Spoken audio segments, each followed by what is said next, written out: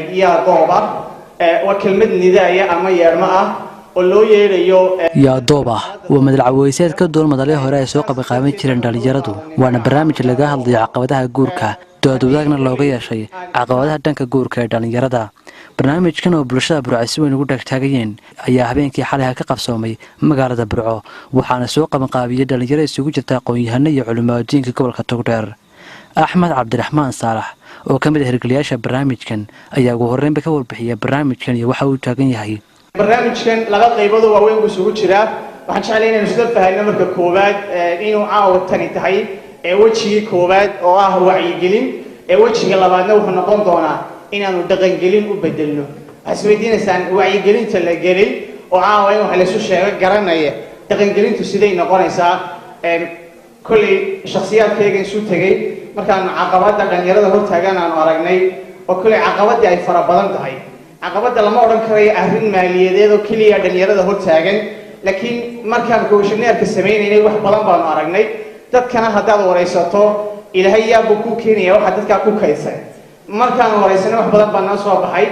waxyaabihii aad kay ugu yaabka badnaaba waxa nin baan ku niri war xaas ma leedahay marka suuri mayo markaas wuxuu nagu yiri xaasna ma lihi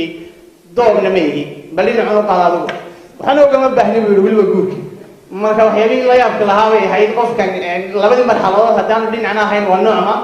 Sheekh Aadan Abiyad ayaa isaguna dhankiisa sheegay inuu barnaamijkan yahay mid lagu xoojinayo guurka isla markaasina uu yahay mid lagu wacyigelinayo dhalinyarada dhanka guurka inaanu dabeetana fariiro bixi ka baxno laakiin insha Allah ta'ala hore loo sheegay barnaamijka mucdiisi iyo dhaqangelintiisa iyo miidiisi iyo wixii ka soo baxay in bulshada lala wadaago oo joogto uu noqdo taas inaad sidaa u ogaataan waa muhiim barnaamijka ujeedkiisa marka la soo aruuriyo waa sidii loo fududayn lahaa inta awooddu tahay guurka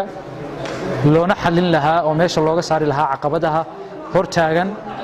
ee yareynaya guurka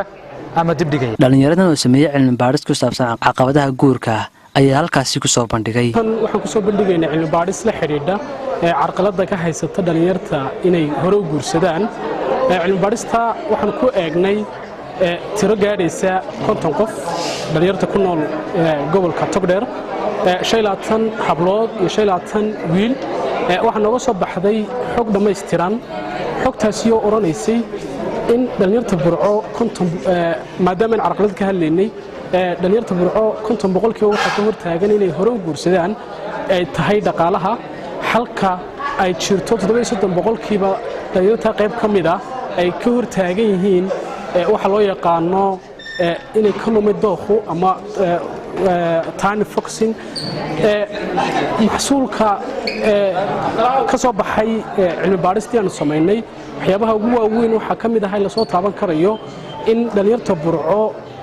ay u badan yihiin markay xiriir sameynayaan muddada xiriirka oo dheeraata barnaamijkan ayaa noqonaya kii ugu horeeyay noociisa ay soo qaban qaabiyaan dhalinyarada gobolka Togdheer xamse kaaliye goob joog Burco